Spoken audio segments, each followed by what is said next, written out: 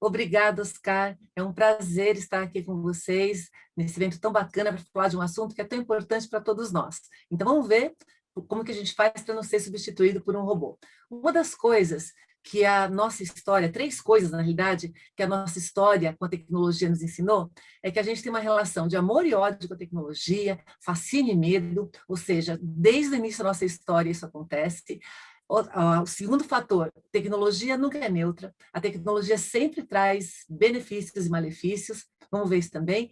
E a terceira coisa é que o ser humano com a tecnologia forma uma tecnoespécie, um sistema que vem evoluindo simbioticamente também desde o início da nossa história. Então, quando a gente pensa na relação de amor e ódio que a tecnologia traz com a gente pode voltar para vários momentos na história da humanidade, quando a gente tem algum avanço tecnológico, quando a gente tem alguma modificação nos sistemas que a gente está acostumado a usar, a gente tem pessoas que amam aquilo no primeiro momento e tem pessoas que têm medo e rejeitam aquilo sem querer considerar. Aliás, um dos maiores erros que a gente vê ao longo das revoluções tecnológicas da história da humanidade é justamente o fato das pessoas negarem a tecnologia. Então, quem nega acaba ficando para trás. Então, amor e ódio é nosso tom com a tecnologia, tanto que Humberto Eco, em 1965, ele escreveu um livro incrível falando sobre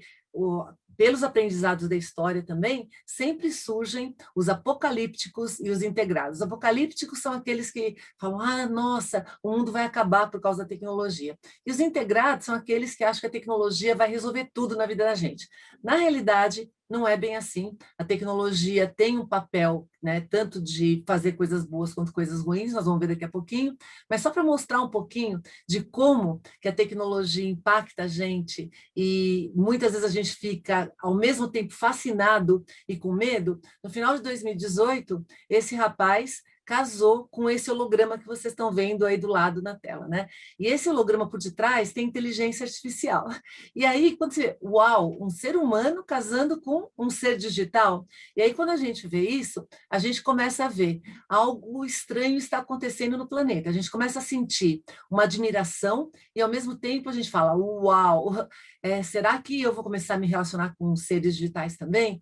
E quando a gente conversa com ele foi entrevistado por vários veículos de comunicação, ele disse que está super feliz com o casamento dele, que está tudo funcionando maravilhosamente bem. Portanto, é uma etapa que está surgindo cada vez mais os seres digitais entre a gente. Então, no passado foi a mesma coisa, quando você começa a ter máquinas, e a gente tem os luditas, depois, antes das máquinas, a gente teve outras situações que as pessoas também achavam que iam perder o trabalho, que iam modificar a vida, que ia ser tudo ruim. A gente tem textos, inclusive, no passado, de como que as gerações mais velhas sempre acham que as gerações mais novas vão fazer alguma coisa errada, porque não está no mesmo paradigma que eles.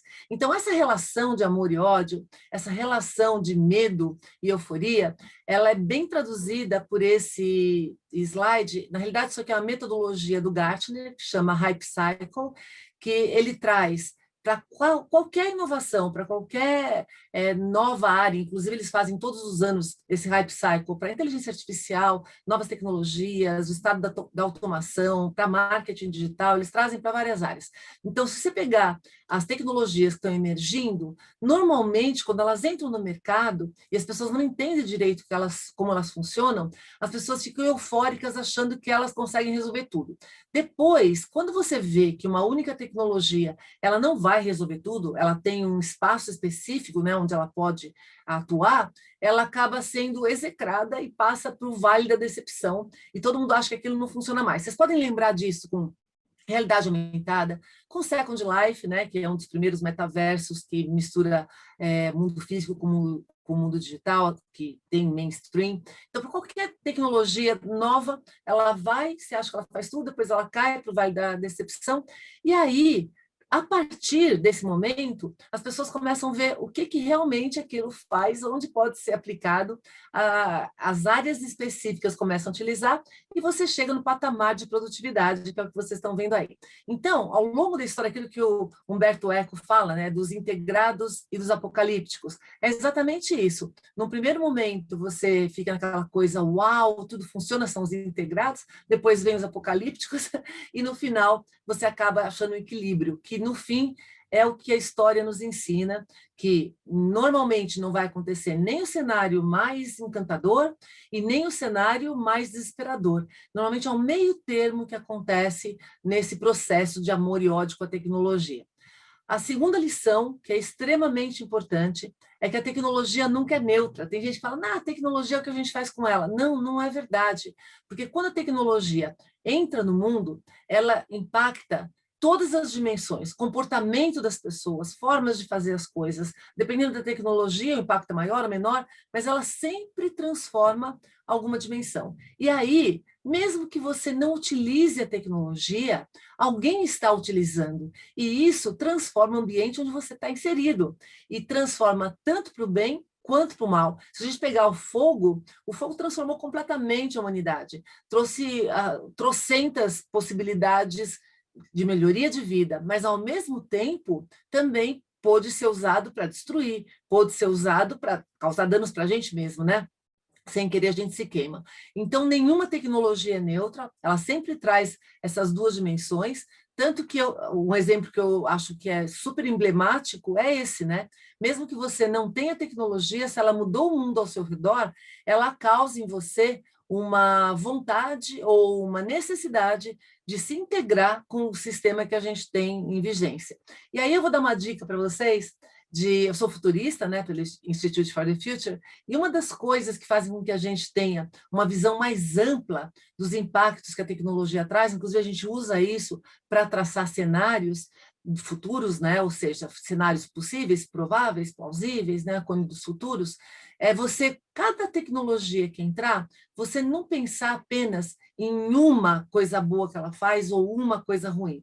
Normalmente, as pessoas vendem para a gente apenas um aspecto da tecnologia. Porque a inteligência artificial vai resolver todos os seus problemas, porque a humanidade vai ficar agora não tendo que fazer um monte de coisa, porque as máquinas vão servir a gente para sempre. Então, se você só tem essa visão, com certeza você está enviesado. Agora, se você também só tem a visão do negativo, que existem, né, que são os apocalípticos, não, porque a inteligência artificial vai destruir a humanidade, porque a gente não vai ter mais emprego, porque etc, etc. Se você só tem essa visão, você está enviesado também. Agora, quando você consegue ter pelo menos uma visão positiva e uma negativa, já melhorou um pouco, mas a sua visão está estreita. Você está enxergando muito pouco. O ideal é pensar em pelo menos 3 coisas que têm impacto positivo, ou seja, 3 cenários que a inteligência artificial pode ser realmente boa e afetar positivamente a vida da gente, e pelo menos 3 cenários em que vai ter algum impacto negativo. Com isso, você começa a ficar muito menos leigo ou ingênuo com relação às transformações que a tecnologia traz. Então, essa é uma dica bem legal. E se a gente for pensar, não é só a tecnologia, tá? Qualquer mudança na nossa vida, ela traz coisas boas e coisas ruins. E eu costumo brincar que filho é a coisa mais maravilhosa que tem, né? Para mim, pelo menos, os meus filhos são a coisa mais maravilhosa da minha vida. Mas, na hora que um filho nasce, a gente pode pensar da mesma forma. Quantas coisas maravilhosas que um filho traz, mas quantas coisas que a gente vai ter que fazer para suportar esse processo, né? Então, dá trabalho, você vai ter que ter mais horas para isso, etc, etc. Então, se a gente enxerga isso de maneira mais ampla, a gente consegue ter muito mais eficiência nas nossas ações do que simplesmente enxergar uma coisa ou outra, né? É um exercício que cada um de nós tem que fazer. A terceira lição que a história nos traz é que o ser humano e a tecnologia, eles têm uma relação simbiótica desde sempre. A nossa evolução, a humanidade tem a evolução se confundindo com a evolução da tecnologia. Por quê? Quando o ser humano cria a tecnologia transforma a gente, ela dá novas formas para a gente trabalhar, e com essas novas formas de trabalhar, a gente se modifica, né? Que é o caso, se pensar no celular, a gente trabalha de forma diferente, isso modifica inclusive o nosso corpo e as coisas como a gente faz, com quem a gente se relaciona, como se relaciona. Então, a tecnologia transforma a gente, dando mais recursos para a gente criar a próxima tecnologia que modifica a tecnologia anterior. Então, se a gente for pensar desde o início da história da humanidade, o ser humano é uma tecnoespécie. A gente cria a tecnologia, mas a tecnologia recria a gente. E isso faz com que tanto nós quanto a tecnologia evoluamos no processo contínuo, que, aliás, está em andamento, né? Então, essa aceleração que a gente vê, na realidade, desde o início da história da humanidade, a gente tem essa relação de tecnoespécie, né? O ser humano ser tecnoespécie, e já tinha um crescimento exponencial de tecnologia, só que vocês vão lembrar que a curva exponencial, no começo, ela é muito lenta, muito mais lenta, inclusive, do que uma função linear. Só que quando ela vira o cotovelo, aí ela fica extremamente acelerada, que é o que nós estamos sentindo hoje. Só para vocês verem um exemplo nesse gráfico, a partir de 1950, 60, a gente vê essa curva virar. E se a gente pegar no início do século XXI, essa curva está super acentuada. Então, nesse sentido, essas transformações que a gente lá atrás sentia com bastante calma, com bastante tranquilidade, agora a gente, de um dia para o outro, está sendo impactado e está criando novas tecnologias. Então, é esse desconforto que causa esse ritmo acelerado, causa esse desconforto, mas é um novo estado que a gente tem que enfrentar. E não tem outra forma, né? Então, o ser humano, com a tecnologia, forma um sistema inteligente desde lá de trás. Inclusive, gente, não sei se vocês sabem disso, mas a fala é uma tecnologia que o ser humano criou hackeando o nosso sistema respiratório e digestivo para que a gente pudesse falar. Uma das primeiras tecnologias que, inclusive, traz a gente para o estado que a gente tem hoje, diferenciando dos outros animais, possibilitando que a gente crie coisas conceituais, storytelling, transmita informação. Sem a fala, talvez a gente não tivesse tido agricultura. Então, a tecnologia e o ser humano formam um sistema inteligente, e esse sistema, ele vai, conforme um muda, o outro tem que mudar também. Então, você criou uma tecnologia nova, você tem que se adaptar a ela, e aí, quando você se adapta a ela, você tem que mudar também. Então, nesse processo, você tem o humano cria tecnologia, a tecnologia faz com que o humano mude, o humano faz com que a tecnologia mude, e esse ciclo é infinito. Nesse processo, quanto mais a gente otimiza o sistema, mais a gente aumenta a sua inteligência. Então, o que a gente tem feito desde o início da história da humanidade? A gente inventa uma tecnologia para melhorar o nosso sistema inteligente, que o humano faz parte. Então, quando eu falei da fala, a gente embutiu uma tecnologia para a gente se tornar mais inteligente. Quando a gente, com a fala, consegue desenvolver a agricultura, por exemplo, a gente criou uma nova tecnologia que melhorou a inteligência do sistema humanidade e tecnologia. Quando a gente usa a agricultura e, a partir disso, a gente consegue ter produção de alimentos, que faz com que mais pessoas possam se beneficiar do trabalho de poucas, você muda de novo. Então, toda vez que a gente tem uma tecnologia nova, a gente tem que parar e pensar como que eu otimizo esse sistema, como é que eu atualizo esse sistema. E é exatamente fazendo o máximo potencial de cada parte que eu tenho o máximo potencial do sistema. Então, quando eu uso o máximo potencial que a tecnologia traz e eu ponho o máximo potencial que o ser humano traz, eu consigo um sistema inteligente. Então, se a gente for pensar desde o início da história da humanidade, vamos pensar um pouquinho quando a gente inventou a pá. Por que a gente inventou a pá? O sistema humano cavando com a mão não é muito eficiente, né? Então, a mão sozinha cavando, ela traz um trabalho difícil. A gente inventa a pá e a pá transforma a gente. Então, conforme a gente vai automatizando isso, o ser humano e a tecnologia vão se adequando. E aí, percebam, a partir da hora que a pá existe, um ser humano que cava com a mão está em desvantagem. Ele não consegue mais ter eficiência que um outro ser humano está tendo utilizando tecnologia. Então, se você usou o máximo da eficiência da pá, com o máximo da sua competência para utilizar a pá e não mais a mão, você passa para um patamar de inteligência maior. Então, quando a gente fala e pensa um pouquinho dessas transformações ao longo da nossa história, o que a gente percebe?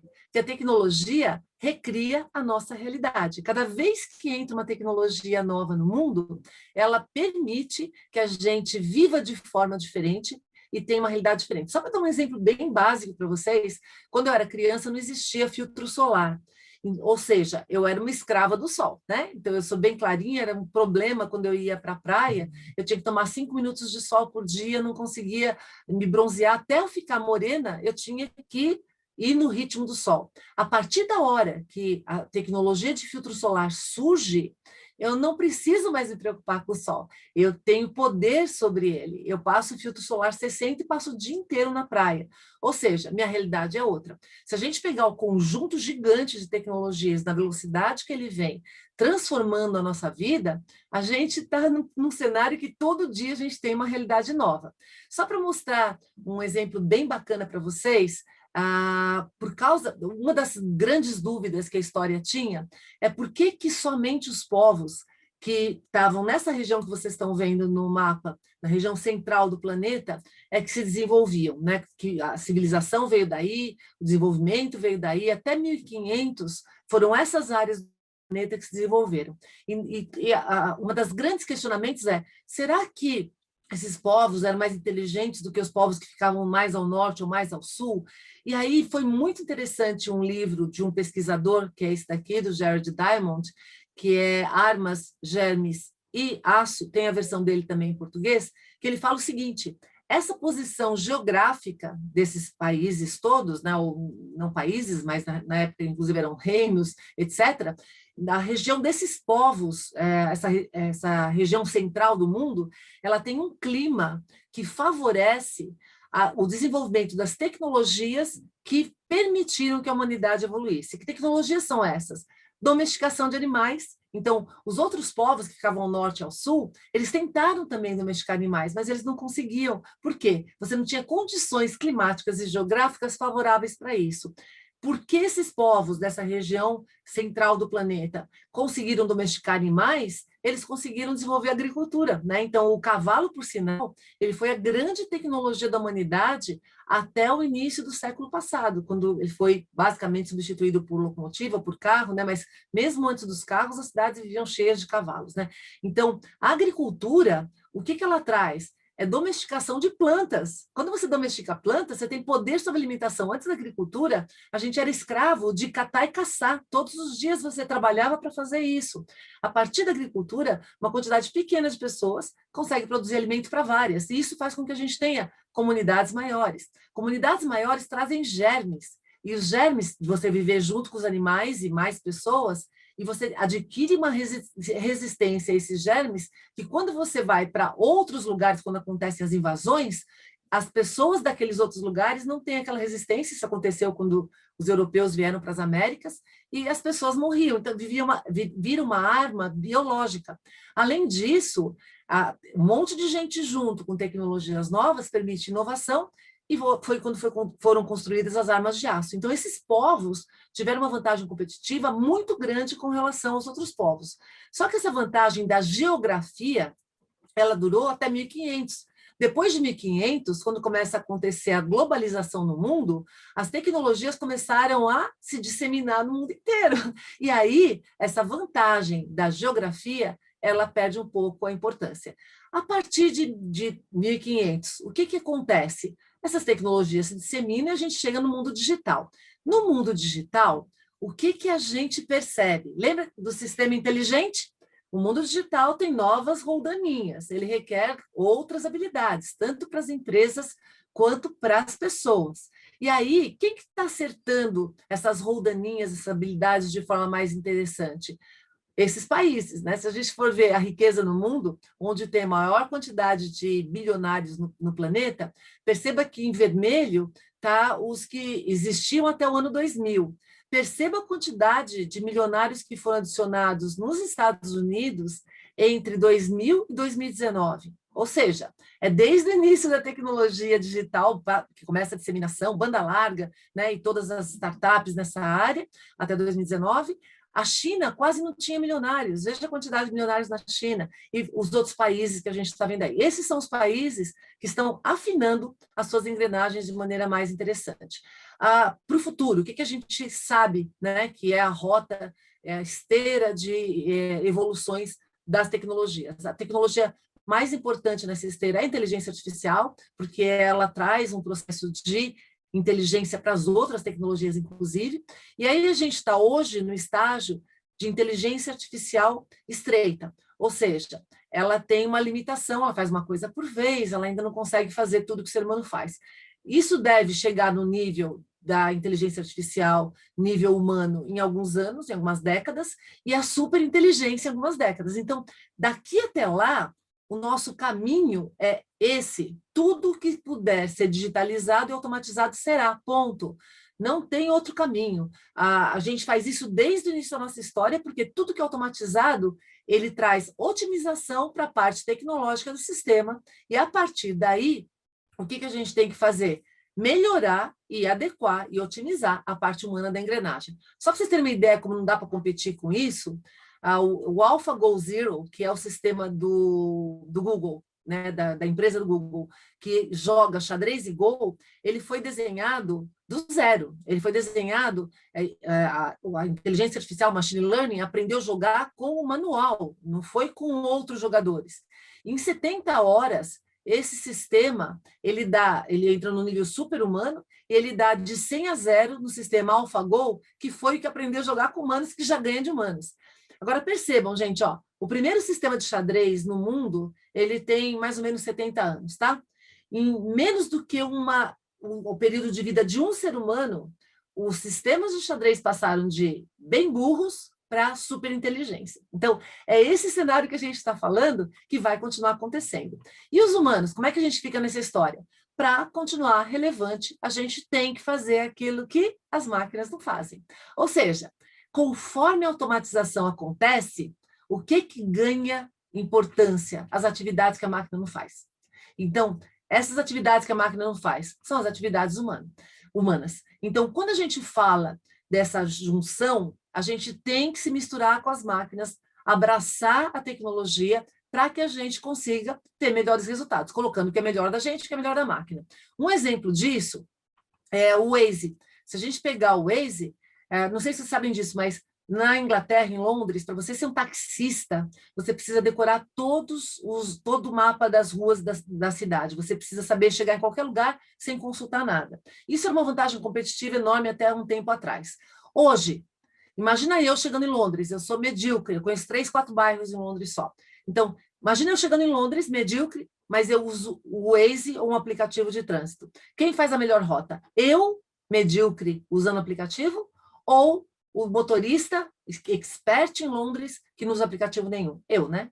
Então, a gente está num cenário que uma pessoa mediana, medíocre, empoderada por tecnologia, torna-se melhor do que o maior expert humano trabalhando sem tecnologia, em qualquer área. Por isso que eu estou falando, se alguém lembra da pá, não importa se é a pá com o humano ou se é a inteligência artificial com o humano. Se você, que é a tecnologia de hoje, não importa se é área de vendas, educação, área de ciência, qualquer área que você utilizar a tecnologia para te ampliar, você vai ter um sistema mais inteligente. Então, qual é o futuro do trabalho nesse cenário? Tem uma discussão enorme sobre como é que vão ser os empregos, porque vai eliminar empregos. Gente, toda vez que tem uma revolução tecnológica muito grande, que nem a que a gente está vendo agora, e como foi no passado também, é muito mais fácil enxergar as atividades que vão ser eliminadas. Na realidade, a gente elimina atividades que, por consequência, transformam os empregos, né?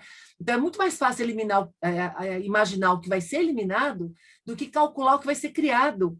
Quando a agricultura virou uma forma de vida, você imagina, 3, 4 pessoas conseguiam plantar para várias, dezenas de pessoas. E aí, o que é a primeira ideia que você faz? Todas essas pessoas que pararam de caçar e de coletar, né, de fazer coleta e caça, elas vão ficar sem trabalhar, sem fazer nada. Na realidade, elas acabaram ficando com tempo disponível para fazer outras coisas e inovar.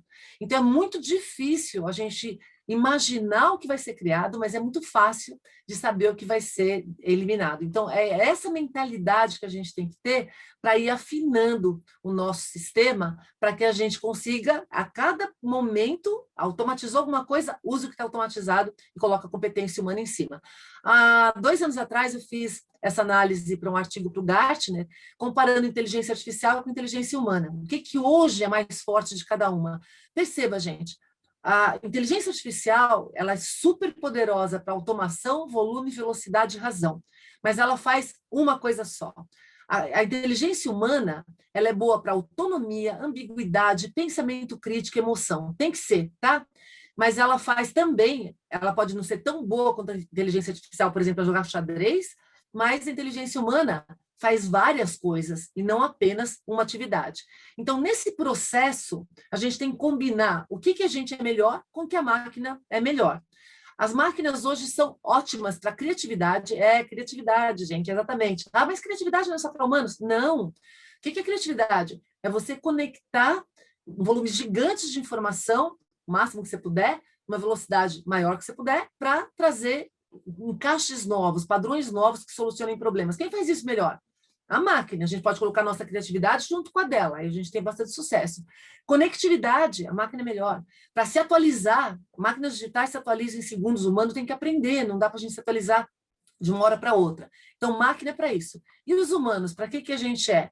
A gente tem que ter emoção, empatia, ética. É isso que diferencia a gente das máquinas. Isso aqui não é habilidade, gente, isso é humanidade. O problema é que quanto mais o mundo fica automatizado, menos emoção a gente está tendo. A gente fica no estado anestesiado de automatização. E conforme as máquinas vão se humanizando, entendendo o humano, a gente está se robotizando. Então, emoção, quando você tem emoção, você impacta o outro, cria boas experiências. Se você usar o máximo da máquina e colocar emoção em cima, é killer. Ética, não existe futuro da humanidade sem ética, ponto. A gente tem que ter as regras e equacionar a ética para que a gente consiga continuar existindo. Problema, a gente não aprende ética de maneira adequada, tem que aprender e colocar no dia a dia. Ética passou da filosofia para a engenharia, tem que colocar ética no carro, tem que colocar ética em tudo que a gente faz, porque a máquina tem que operar com ética também. E a empatia é você sentir o outro, né? Nem que não seja bom você intervir, mas sentir. Quanto mais tecnologia, tem estudos que mostram que a gente está diminuindo a empatia. Então, olha só, quem não tem empatia é psicopata, tá? Então, a gente tem que ter emoção, empatia e ética. E além da emoção, empatia e ética, o que a máquina não faz ainda? Pensamento crítico, pensamento complexo, habilidade número 1 para o futuro, pensamento crítico, pensamento complexo. A gente não nasce com pensamento crítico, a gente nasce com inteligência, a gente herda inteligência. Pensamento crítico tem que ser educado, hashtag fica a dica, tá? E adaptabilidade, tem que conseguir entender o que está acontecendo, quais são as novas regras do jogo e rapidamente abraçar, se modificar para poder jogar. Então, se você não quer ser substituído por um robô, não seja um robô. Robô, quando eu digo aqui, inteligência artificial, robô, tudo, né? Tudo que é máquina. Ou seja, usa o máximo que a máquina tem para oferecer e coloca em cima dela toda a sua humanidade. Eu costumo brincar que todo dia eu acordo de manhã e falo assim, processos meus.